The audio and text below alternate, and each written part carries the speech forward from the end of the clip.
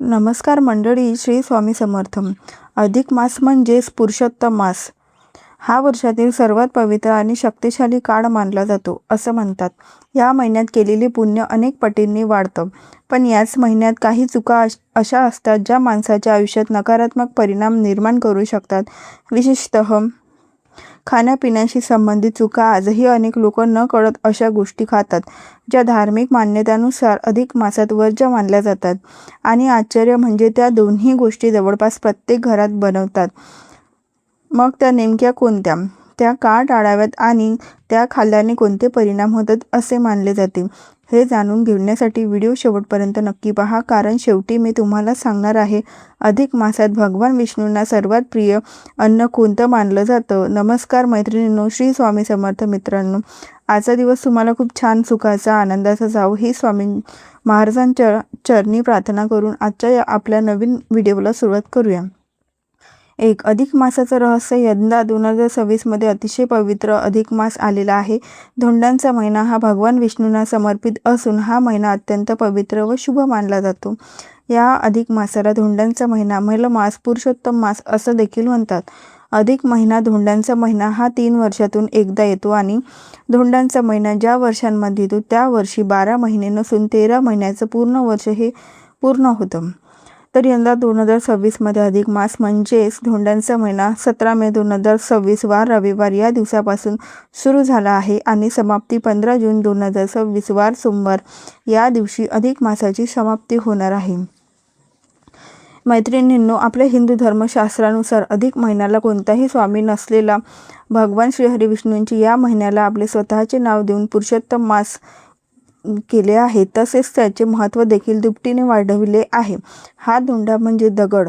पूर्वी या महिन्यात कोणतेही शुभ कार्य किंवा विधी आहे तर ते केले जात नव्हते. त्यामुळे हा महिना धोंडांसारखा निरुपयोगी मानला जात होता.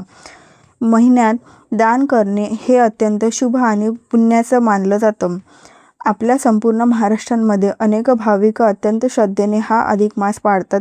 सौभाग्यवती स्त्रिया, वृद्ध व्यक्ती तसेच भगवान विष्णूवर श्रद्धा असलेले भक्त हा महिना अत्यंत भक्तिभावाने साजरा करतात. अगदी वर्षानुवर्ष, पिढ्यानपिढ्या आपण ही परंपरा पाळत आलेलो आहोत. अधिक मास हा फक्त धार्मिक महिना नाही तर संयम, नियम आणि आत्मशुद्धीचा महिना म्हणून ओळखला जातो. पण आपल्या हिंदू धर्मांमध्ये या अधिक मासाला एक वेगळंच महत्त्व सांगितलं गेलं आहे. मित्रांनो, अधिक मास हा साधा महिना नाही, तर अधिक महिन्याला पुरुषोत्तम मास असेही म्हणतात. असं मानलं जातं की या काळात भगवान विष्णूंची कृपा पृथ्वीवर विशेष प्रमाणात असते. म्हणूनच या महिन्यात जप, तप, दान, व्रत, नामस्मरण यांना खूप महत्त्व दिलं जातं. फक्त पूजा करून उपयोग नाही. या महिन्यात शरीर आणि मन दोन्ही शुद्ध ठेवणं महत्त्वाचं मानलं जातं. म्हणूनच अनेक लोक या काळात कांदा, लसूण, मांसाहार, मद्य यांचा त्याग करतात, कारण हे पदार्थ तामसिक मानले जातात. पण याशिवाय अजून 2 अशा गोष्टी आहेत ज्या अनेक लोक रोज खातात. अनेक धार्मिक मान्यतानुसार त्या अधिक मासात टाळाव्यात असे सांगितले जाते. 2. लोक न कळत करतात ही चूक. मित्रांनो, आजकाल अनेक लोक उपवास करतात, पूजा करतात, पण नकळत अशा काही गोष्टी खातात ज्यामुळे व्रताचे पूर्ण फळ मिळत नाही असे मानले जाते. विशेषतः काही वैष्णव परंपरा, काही मोठी मंदिरे आणि सात्विक आहार पाळणारे लोक या महिन्यात काही पदार्थ पूर्णपणे टाळतात. कारण असं मानलं जातं की पदार्थ मन अस्थिर करतात, राग वाढतो, आळस वाढतो, मन विचलित होतं, पूजेत लक्ष लागत नाही आणि म्हणूनच अधिक मासात सात्विक आहारांवर भर दिला जातो. 3. पुराणांमध्ये काय सांगितले आहेत. काही धार्मिक कथांनुसार समुद्र मंथनाच्या वेळी जेव्हा भगवान विष्णूंनी मोहिनी रूप धारण केले तेव्हा राहू आणि केतूशी संबंधित काही तामसिक गोष्टी निर्माण झाल्या असे मानले जाते आणि म्हणूनच काही पदार्थांना धार्मिक कार्यांमध्ये अशुद्ध किंवा तामसिक मानले जाते. विशेषतः श्राद्ध, व्रत, एकादशी, चातुर्मास, अधिक मास या काळात सात्विक अन्नाला सर्वाधिक महत्त्व दिलं जातं. 4. आता जाणून घ्या की पहिली भाजी. मित्रांनो, पहिली भाजी अशी आहे जी जवळपास प्रत्येक घरात बनते. अनेक लोकांना ती खूप आवडते, पण अधिक मासात अनेक भक्त आणि वैष्णव परंपरा ही गोष्ट टाळतात कारण ती तामसिक मानली जाते आणि ती म्हणजे मसूर डाळ. हो मित्रांनो, काही धार्मिक मान्यतांनुसार मसूर डाळ व्रत आणि सात्विक पूजेमध्ये वापरणे टाळले जाते, कारण ती मन विचलित करते असे मानले जाते. जगन्नाथपुरी, स्वामीनारायण यासारख्या धार्मिक व मोठ्या मंदिराच्या प्रसादांमध्ये मसूर डाळ पूर्णपणे निषिद्ध आहे. तसेच कोणत्याही पवित्र विधींमध्ये आपल्या हिंदू धर्मांमध्ये मसूर डाळ वापरणे टाळले जाते.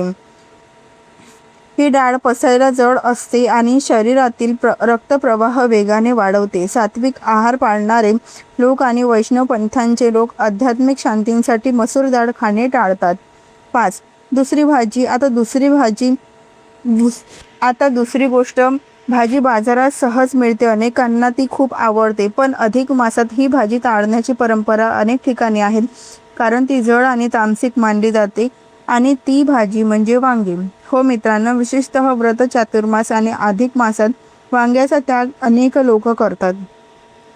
आयुर्वेदिक दृष्ट्या विचार केला तर ज्या लोकांना पोटात खड्यांची समस्या आहे त्यांनी चुकूनही वांग्याचे सेवन करू नये. याचे कारण म्हणजेच वांग्यात ऑक्सलेट नावाचे तत्व आढळून येते, त्यामुळे स्टोनची समस्या आणखीन वाढते. त्यामुळे अशा लोकांनी अजिबात वांगे सोडले तर बरे. ज्या लोकांचे पोट अनेकदा खराब असते किंवा ज्यांना गॅस ॲसिडिटीची समस्या आहे त्यांनी वांगी खाऊ नये.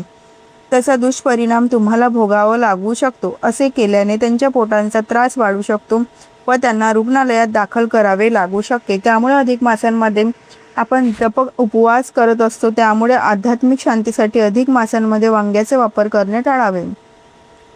आता तुम्ही म्हणाल की हे सांगितलं काय टाळावं, कोणत्या भाज्या खाऊ नयेत, मग अधिक मासांमध्ये नेमकं काय खावं, तर काय, चला मग जाणून घेऊया. 6.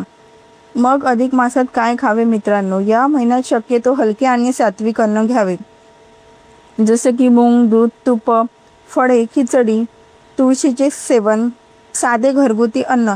जितके अन्न साधे तितके मन शांत राहते असे मानले जाते. 7. अधिक मासात हे नियम पाळा. सकाळी लवकर उठावे, भगवान विष्णूंचे नामस्मरण करावे, ओम नमो भगवते वासुदेवाय मंत्र जप करावा, गरिबांना दान करावे, राग आणि अपशब्द टाळावेत. शक्य असल्यास एक वेळ भोजन घ्यावे आणि सर्वात महत्त्वाचं, मन स्वच्छ ठेवावं.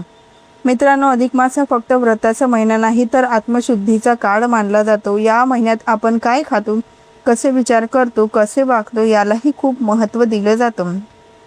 तुम्ही अधिक मासात कोणता नियम पाळता, कमेंटमध्ये नक्की लिहा. आणि असेच धार्मिक आणि रहस्यमय व्हिडिओ पाहण्यासाठी चॅनलला सबस्क्राईब करायला विसरू नका. व्हिडिओ आवडला असेल तर व्हिडिओला एक लाईक अवश्य करा आणि तुमच्या मित्रपरिवारांसोबत, बहिणींसोबत जास्तीत जास्त हा व्हिडिओ शेअर देखील नक्की करा.